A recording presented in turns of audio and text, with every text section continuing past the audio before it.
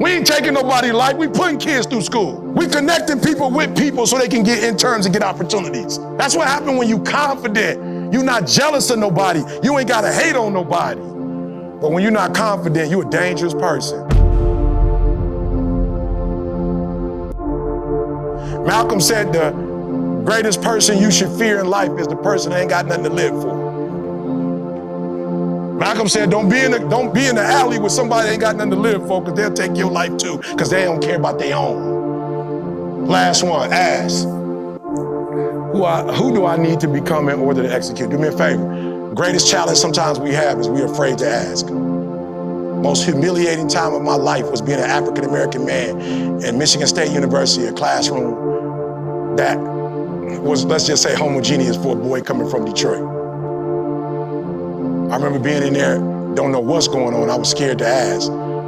Some professional black people pulled me to the side and said, worst thing you can do is think that you're gonna be dumb. You're actually dumb by not asking. Raise your hand, look stupid, and don't be stupid afterwards. Let your pride and your ego go.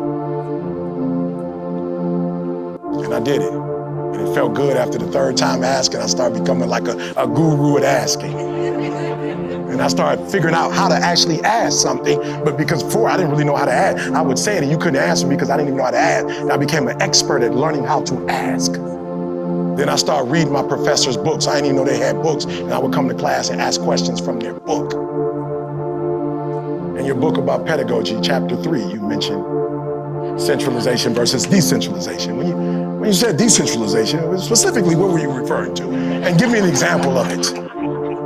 My man pulled me to the side. You read my book? I was like, yeah, I read your book. No, you read? Of course I read your book. My grade went from a 2.5 to a 4.0. Now listen to what I'm saying. Some of you in this room, you think it's weak to ask. It's actually weak not to ask. Last one, ask.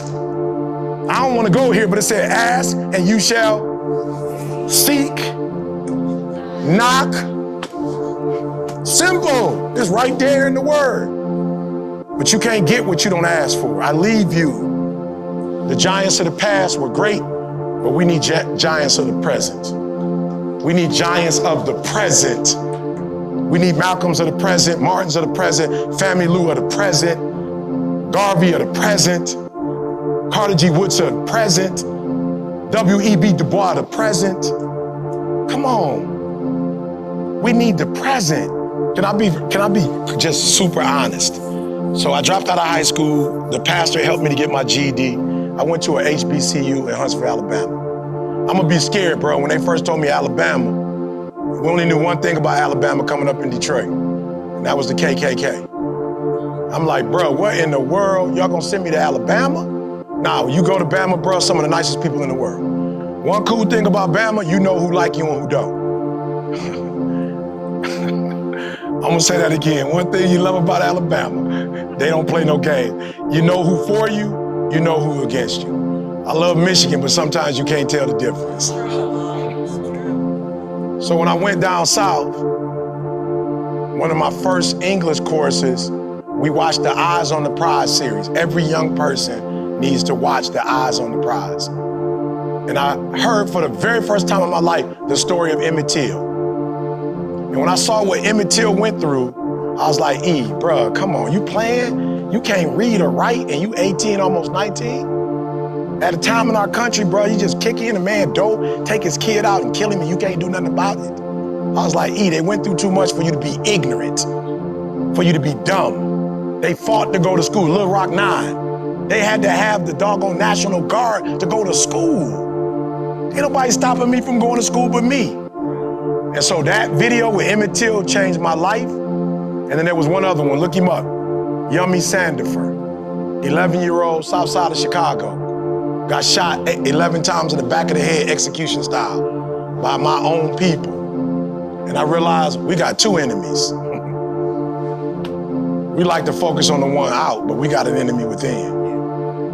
And I realized I gotta grow up and get right, because I gotta help the enemy without, and I gotta help the enemy within. And I gotta do more with the enemy within, because he my next door neighbor. You gonna shoot an 11-year-old because you think he gonna snitch? You talking about the police, but this your own? So I realized I got a lot of work to do. That was the day everything clicked for me because of my history. And it was like, it's showtime, bro. You owe Martin, you owe Malcolm. They did not take us this far for us to go backwards.